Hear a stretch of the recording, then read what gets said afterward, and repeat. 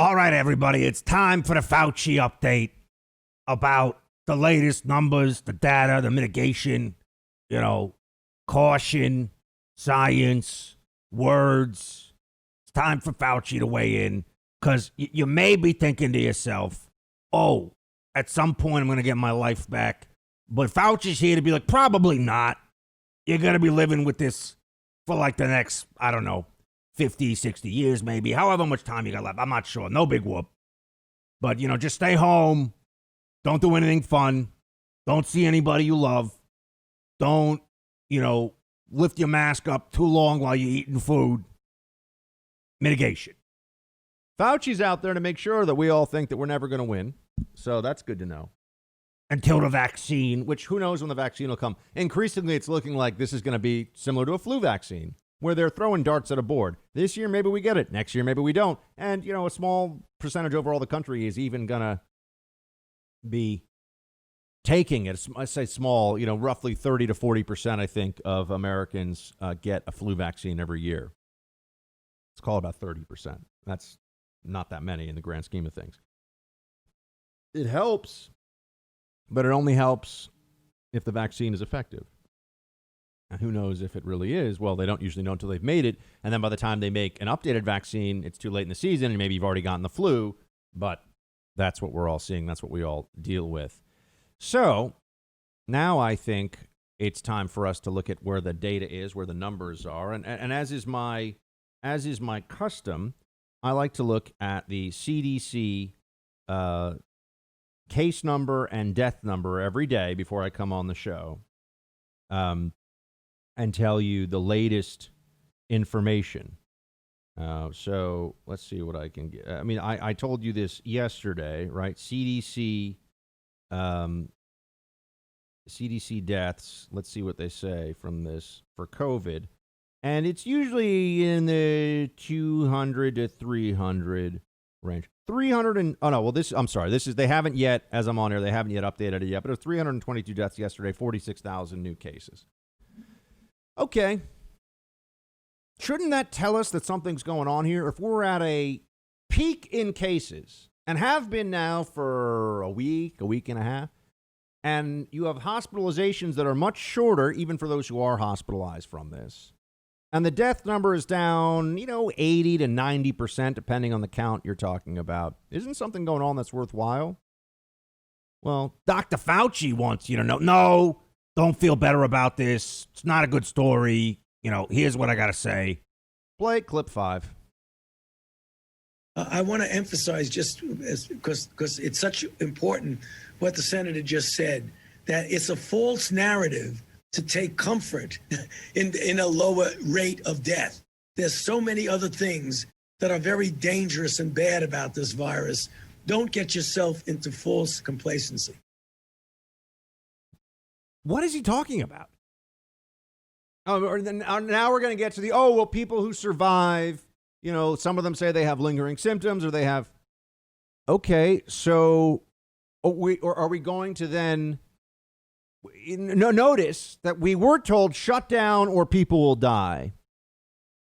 And now we have numbers about how many people are dying from this, and they don't justify a shutdown. So now they're going to say that the symptoms that you have or the possibility of lingering effects of this, that's going to justify a shutdown. See how we can never get out of shutdown with these people. The data that's used to justify it today is data that tomorrow they will forget all about, and they'll tell you, sorry, we have a new metric we're going to use. All right? We have a new system of how we're going to gauge when it's safe. This is a subjective term. Nothing is entirely safe, really, in life. There's risk with going outside your house. As I'm fond of saying, because it's a line that I remember from the movie Heat with Al Pacino, you get killed walking your doggy. Some of you will catch that. And I don't know, only if you've seen Heat 100 times for some reason like I have. But it's true. And I still walk my dog 3 times a day. Little Toulouse. She's an adorable, chubby little monster. But this is what we're dealing with now. We can't even, it's a false narrative that the deaths are down. No, that's not a false narrative. That's really important. That's really important. And, I remember when Chris Cuomo had this and he was in the, he was in the mansion in the Hamptons. He was like, everybody listen to the doctors, Man, I can't even take my protein weight gainer these days because I'm just like so tired all the time. And Fauci was calling him every night, apparently. That was my first big red flag that something's wrong with Dr. Fauci here. You got time?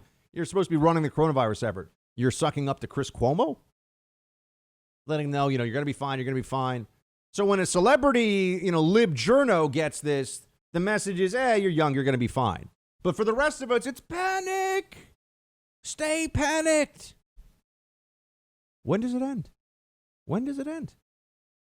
Are we now going to be told about some people here and there have some symptoms of this that lingers? Guess what? Some people have symptoms of a lot of things that can linger.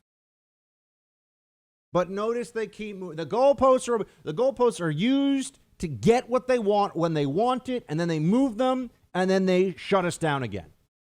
Explicitly, that's what they've done in New York. Oh, we need to get to this for phase 3 reopen. Well, phase 3 is not going to be what we said it was because other places are having problems. Oh, okay. So when it's really bad in New York, a very blue Democrat state, we obviously are on the most severe lockdown they can possibly come up with. And then when things get better over time, because the virus has passed through and because it's summertime and people are outdoors more, oh, no, it's because of all of our mitigation. Sure it is. As that happens, because every year the flu goes away because of all the hand washing and social distancing that goes on, right? Think about this for yourself. Don't allow these people to kind of, intellectually browbeat you or blackmail you into thinking things that don't make any sense. Every day now, Cuomo's, we did all these things so good. We were so strong with the social distancing and the masks. And we used the masks and the social distancing so well that now we're at the lower level of cases. Why are we at lower level of cases? Because you listen to me and don't ask me any questions about the nursing homes. That's what has actually happened here if you are going to believe Democrat propaganda and absurd nonsense, right? That's what. Look at other respiratory infections. They spike and then they go down every year in summertime. That's just the way it happens. That doesn't mean it's gone, but it spikes and it goes down. In this case, we have a newly introduced infection that has spread to other parts, but it is the first. He is right that this is, give credit where it's due to Fauci. This is the first wave. Place 16, please. The current state is really not good in the sense that, as you know, we had been in a situation where we were averaging about 20,000 new cases a day, and then a series of circumstances associated with various states and cities trying to open up in the sense of getting back to some form of normality has led to a situation where we've now had record-breaking cases. 2 days ago, it was at 57,500. So within a period of a week and a half, we've almost doubled the number of cases. You know what's going to happen? And as I've said, get ready for this.